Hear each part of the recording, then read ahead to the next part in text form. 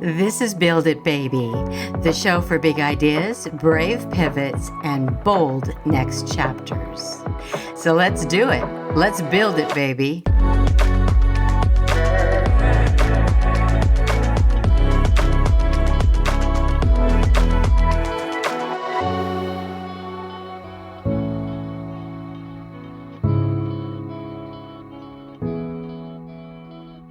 Don't go anywhere because today might just be your day.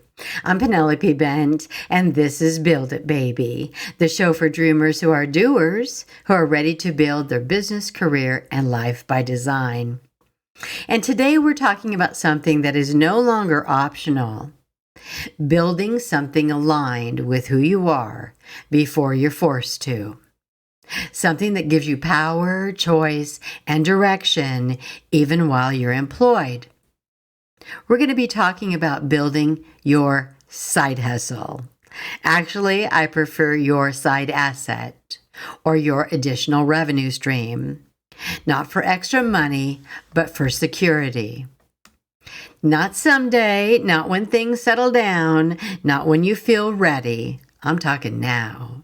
So let's do it. Let's build it, baby. All right, let's just say it out loud. Layoffs are everywhere right now.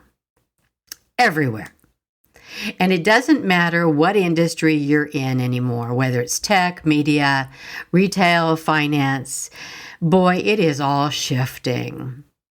People who thought they were secure are suddenly not. And people who gave years, sometimes decades, to a company are finding themselves on the outside, trying to figure out what's next. And here's the part that I really want you to hear. This discussion is not about fear. This is about awareness. This is a reality check, a glance at what is really happening in today's marketplace.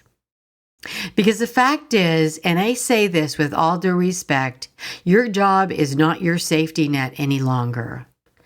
Times have changed.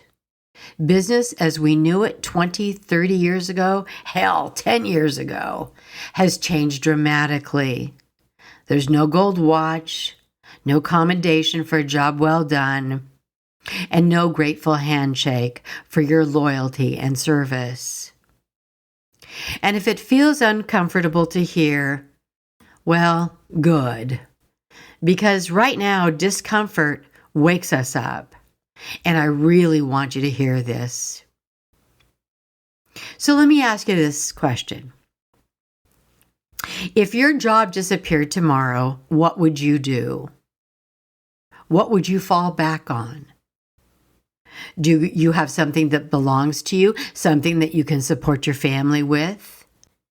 And I'm not talking your company's goals, not your boss's expectations, yours.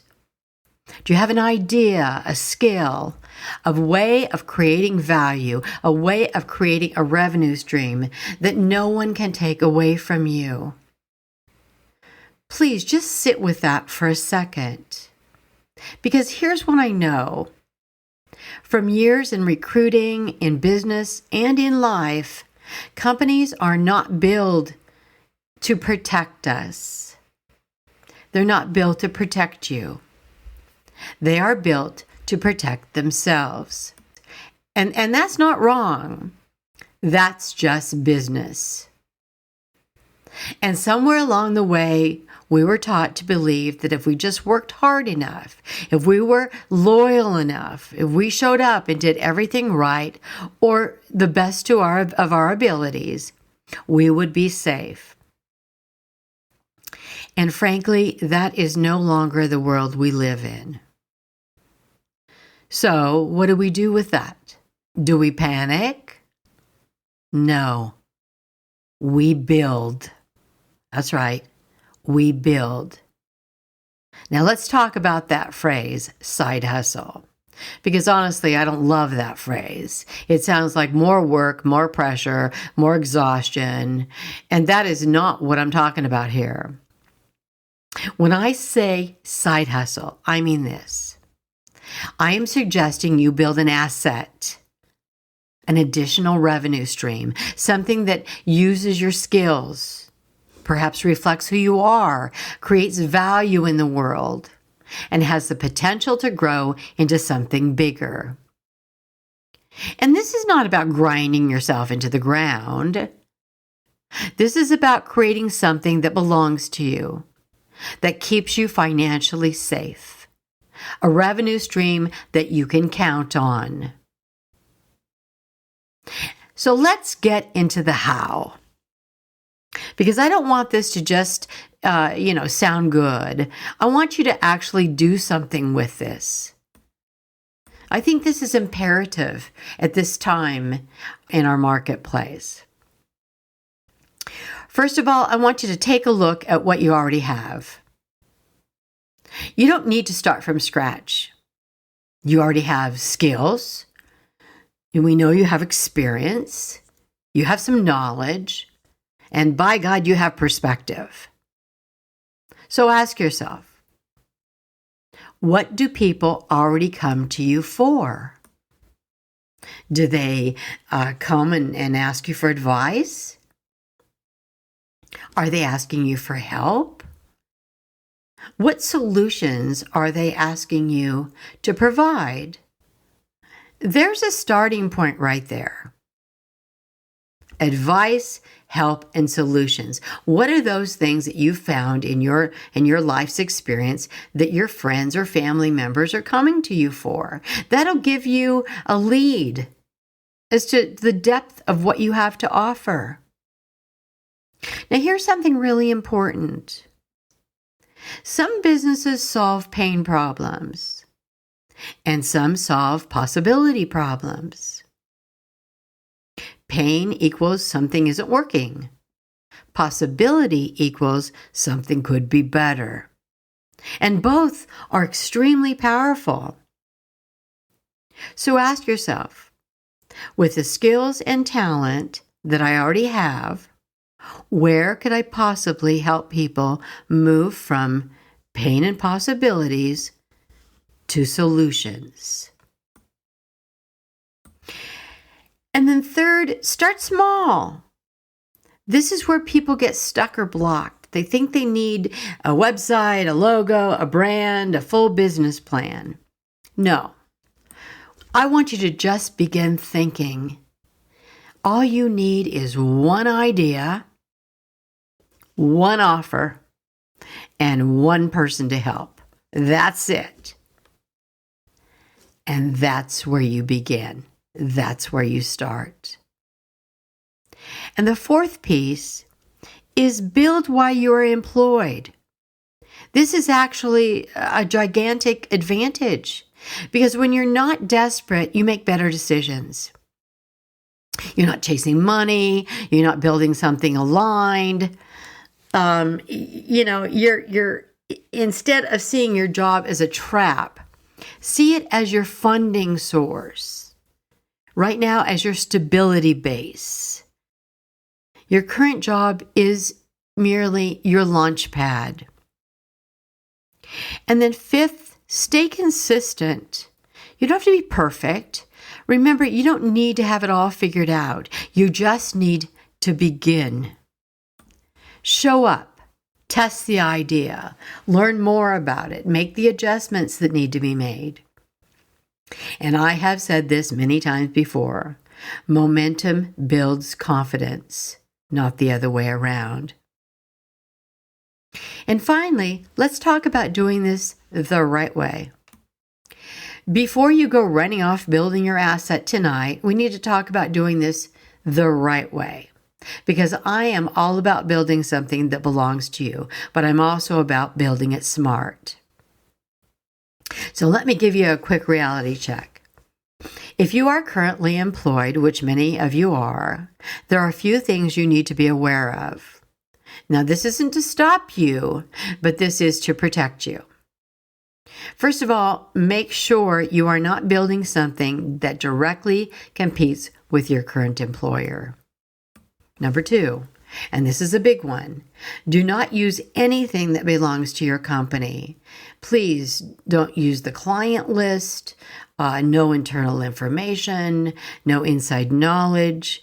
That isn't yours to use. Build from your experience, not from their assets. And number 3, do not build your business on company time. That means not on your work laptop, not during work hours, except perhaps during your lunch break, not using company tools. Keep it clean, keep it separate. And finally, and please do this if you can, take 5 minutes, just 5, and actually look at your current employment agreement. Look for anything that says non-compete, confidential, or outside business activities. Make sure that you're looking at this from what you've already signed, because you want to make sure that you're on the right side of any legal situation. Because knowledge here is power. And let me say this clearly, building something of your own is not disloyal. In today's workplace, it's responsible. You're not doing anything wrong by creating options for your life. Just do it with integrity. Do it with awareness. And do it in a way that no one can ever question. That is how you will build something that lasts. And to make things just a tad bit easier for you, I created the Build It Baby Side Hustle Safety Checklist, how to start something of your own the right way. So don't hesitate to follow the link in today's show notes and download your free copy. I think it will not only keep you safe, it will enable you to move forward with confidence and clarity. So I bet you're thinking, yeah, Penelope, I hear what you're saying, but I don't feel like I have anything special. I don't even know where to start. And I know so many people feel this way. And here's what I want to say to you. You don't need to be special.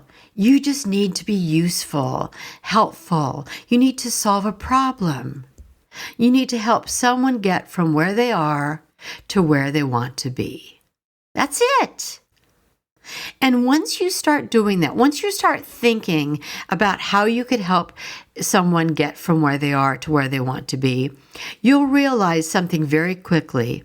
You are a lot more valuable than you thought, and you have many more assets at your fingertips than you ever imagined. And I think one thing that's really important here is when I'm talking about you building a side asset, an additional revenue stream, I'm not talking about having to build $1 billion company. This could be a daycare center that you want to put together in your neighborhood. This could be a tutoring program that you feel that you could work with students in a learning capacity. This could be something that perhaps you could help the older folks in your neighborhood put together some kind of a group that could come in and help with all the technology. I've always thought that would be a brilliant idea because so many older people today, they don't understand streaming. They had a network like Mediacom or Comcast, and now the price has gotten so expensive that many people on retirement incomes can't afford those $250 a month or $350 a month media programs. So perhaps they have a smart TV, but they don't really understand streaming. They don't know how to set it up. They don't know how to download the apps.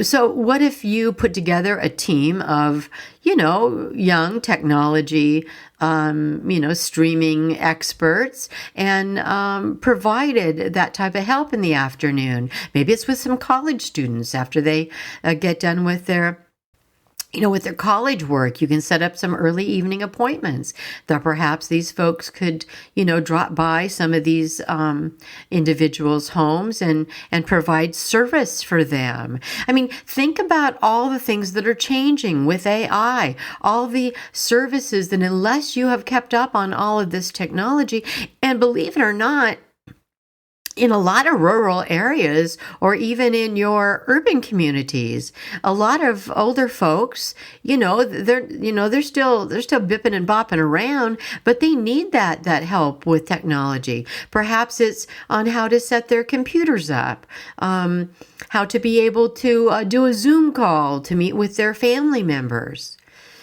I mean, try to find the need and then be creative with how you could possibly put that idea together. Or what about security? Security is a big issue today. I know I've been watching a lot of folks that live in Los Angeles that are saying, I'm leaving California because I don't feel safe here. Well, what about if you provided a security group in your neighborhood? Maybe you have a homeowners association and you could approach them and come up with the idea of a couple small little electric cars or whatever that could run through the neighborhood during the daylight hours and then during the evening, and maybe make some kind of a code that as long as you have the green light on, all is good in your home. But should the green light not be on, we'll pay attention to that and come to your aid. I mean, there's all sorts of creative ideas that you could come up with. And I've said this before, but I'm very clear about this. You can reach out to me and you can set up a 30-minute call with me, what I'm calling a discovery call, but it can be just a let's talk ideas here. I am great at ideas. And a 30-minute get-together, it's free. I'm helping you and you're helping others. I mean, it's a win-win for everyone. So don't be afraid to reach out and schedule a 30-minute complimentary call with me. What does it hurt?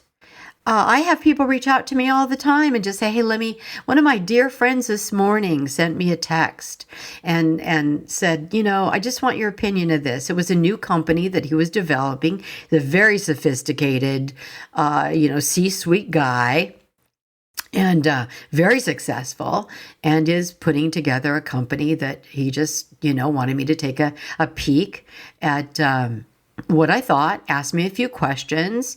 I gave him my opinion, and it just took a few minutes, but I think it was good for him because he was asking someone that knows about building, knows about perception and brand and sharing his product and services. And so it was just that, okay, I swung the idea by someone and I feel really great that I did. And he was very, said, thank you so much for the input. So I think we all should be able to reach out for some help and don't feel like every time you reach out for help, it's going to cost you big bucks. That's not necessarily true.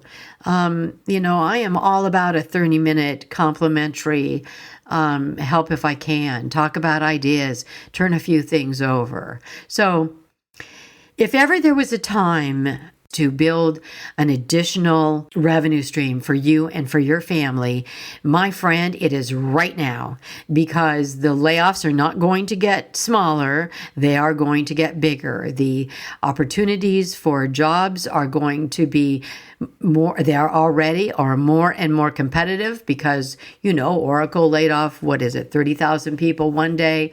Meta laid off 16,000 another day. Amazon, it was 15 or 16,000 the week before. So you need to take care of your family and you need to put something together. And I know how to build. I know how to build businesses. Now, they may not be billion-dollar businesses, but by God, they'll keep the roof over your head and they'll keep food on the table. And I think that's one of the most important aspects of what you need to build right now with the way things are going. So I hope you get my drift on this podcast. It's not meant to scare the pants off of you, but it sure as hell is meant to wake you the heck up, because this is not going to get any better. And I really want you to take care of yourself, and I want you to take care of your family, and I want you to build it. And I know how to help you do that. I hope you'll listen to this, and I hope you'll understand that I care about this deeply, and I care about where things are going, and I understand how business is operating now, and I want you to understand it and be aware as well. So here's the part where I tell you exactly what I know. These are my knowings, the things I no longer question, because they've shown themselves to me again and again. Not from a book, but from building, getting knocked down, getting back up, and doing this work in the real world. Okay, so here are my knowings. I know that you are more capable than your job title reflects. I know that your income should never come from just one source, and I mean never from just one source. And number 3, I know that waiting until you have to build something is the most expensive decision you will ever make. And number 4, I know that you are not here to just work for someone else's vision. You are here to build your own. And those are my knowings. Okay, it's time for listener question. Now, this is from Jasmine in LA, California. Jasmine writes, what is one small ritual you do to stay calm before a high-pressure situation? Jasmine, this is a great question. And I have to tell you, just recording these episodes is what I call high pressure. So whether I'm going into a business meeting and presenting my products to a client over the years, I do, interestingly enough, have a little bit of a ritual.